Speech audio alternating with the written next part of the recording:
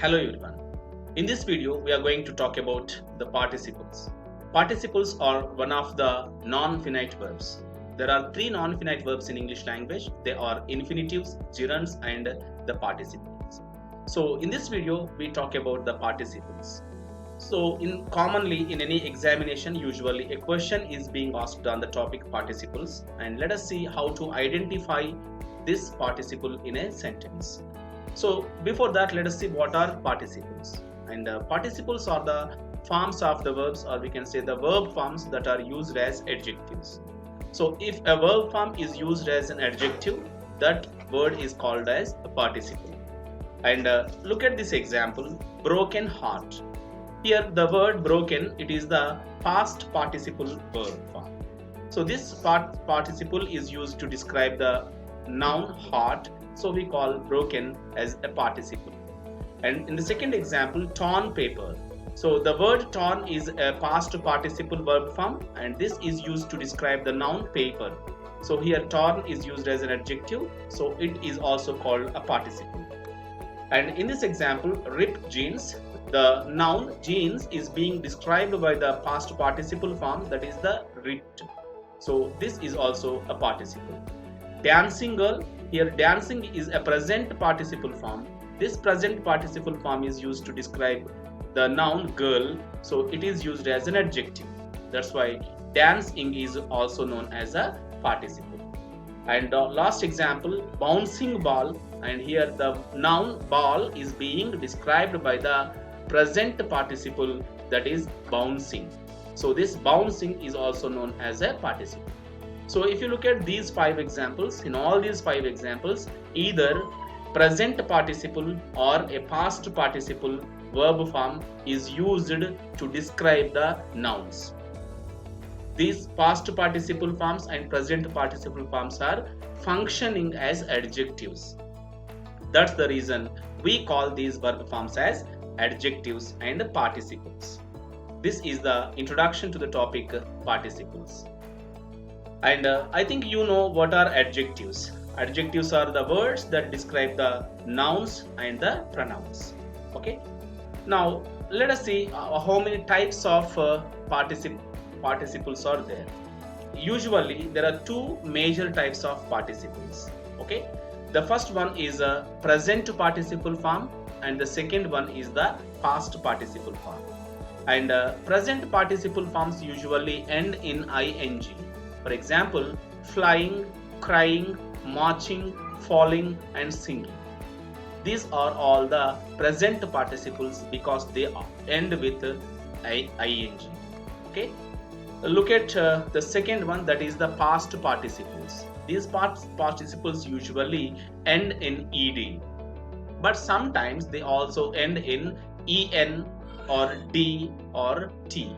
Look at these examples. For example, excited, frozen, inclined, and burnt. If you look at the first one, it is ending with ed. In the second one, it is en, and third one is d, and the last one is t. So here these are known as the past participles. So in this manner, we have two kinds of participles. One is the present participle that ends with ing, and the past participle that end with ed, en, d, or t. Now let us look at a few examples about this.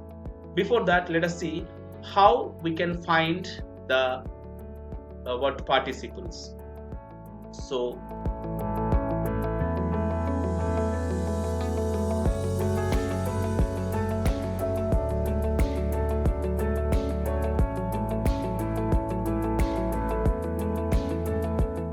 now let us see a few examples about the past participle as well as the present participle. Now look at this picture. The setting sun takes my breath away. So here setting is a present participle form, but it is used to describe the word sun. So setting is used as an adjective. That's why this setting is called a participle, that is the present participle form. And look at the second example. She crossed the frozen lake. Here frozen is a past participle form, but it is used as an adjective to describe the word lake. So here lake is also an adjective that is called the past participle form. And How to find participles in different sentences? Usually a question is asked in the examinations to identify the participles. So here I give you three clues to identify the participles. First of all, try to identify the subject in the sentence, and then you try to identify the finite verb in the sentence, that is a real verb, and the other words that look like the verbs. Then you have to find the other words that look like the verbs. Okay, that's maybe a present participle or a past participle. Okay, by following these three clues you can easily find out the participle in a sentence. Now let us try to identify the what participles in these questions. Okay, the pouring rain makes me feel sleepy. So here see what is the verb in this sentence. Okay, let us see. Yeah, just a minute. So the pouring rain makes me feel sleepy. In this sentence, makes is a verb, finite verb, and the subject is the pouring rain. And here one word pouring, it has the ing form. So it is the participle. It is describing the noun, that is the rain. So here what have we done? We have identified the subject, that is the pouring rain, and the verb is makes, and the other word that is in the form of the verb is pouring because it ends with ing, so we identified it as a participle. Now let us look at one more example, that is the cheering crowd filled the stadium. So what is the what subject in this sentence? The subject is the cheering crowd. Okay, and the finite verb is filled. So here one more verb is there, that is cheering, but it is used to describe the noun crowd. That's why here cheering is used as a participle.